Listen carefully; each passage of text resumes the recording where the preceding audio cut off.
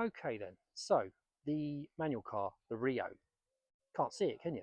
But what I want to do is demonstrate how the lights work and what they look like, because it could be hard to appreciate when you drive the car what's actually happening when you're turning all these switches.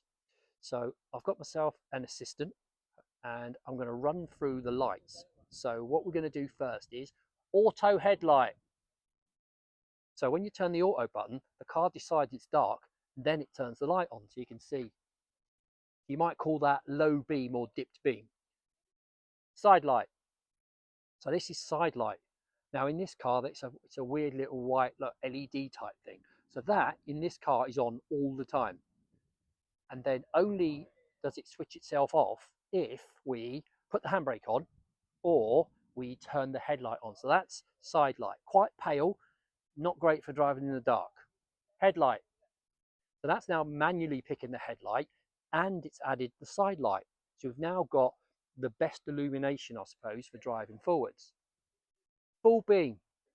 Full beam. So that's high beams, an extra layer of light that points forwards. So country lanes at night, when it's really dark, all lights off.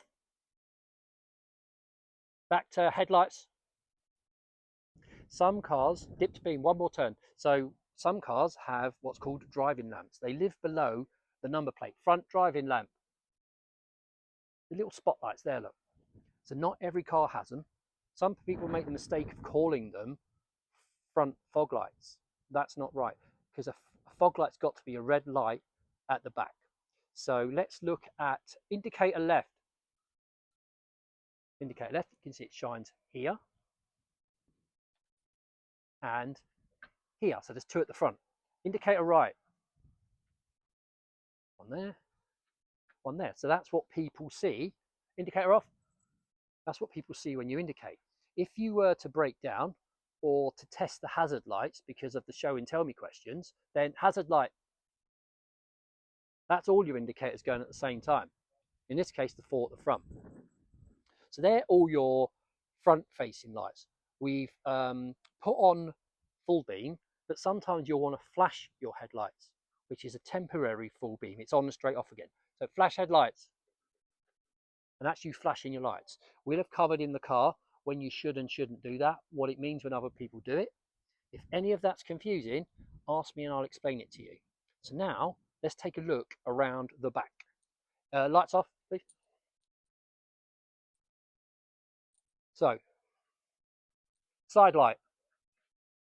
So with side light, you get some lights on at the back. Dipped headlight doesn't change at the back. It does change at the front, but it doesn't change at the back. What else should we do? Fog light rear.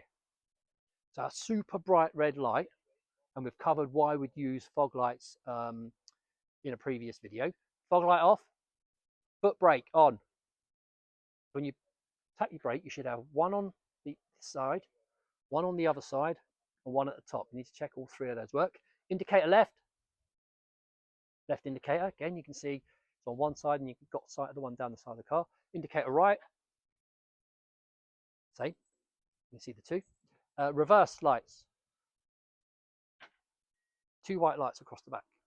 And you notice the whole time the lights are on, we've got lights underneath the number plate as well. So that's what you're doing in terms of illumination to other cars as you drive around. That's what they see. Lights are one of the biggest reasons, or bulbs that are blown to be precise, they're one of the biggest reasons why people fail their MOTs. It's something they could do themselves. I mean, we've just demonstrated this here. You don't have to have the engine running. You could test all your lamps work, your lights work, before it goes for an MOT. Because it's a sort of very silly fail, really, because you've just wasted 60 quid sometimes on an MOT and you've got to go back for a retest. So that's the lights and how they work from outside the car. I hope you found that helpful. If you have, let me know, and I will shoot an auto car version for you because they're slightly different. I will see you the next time you're in the car.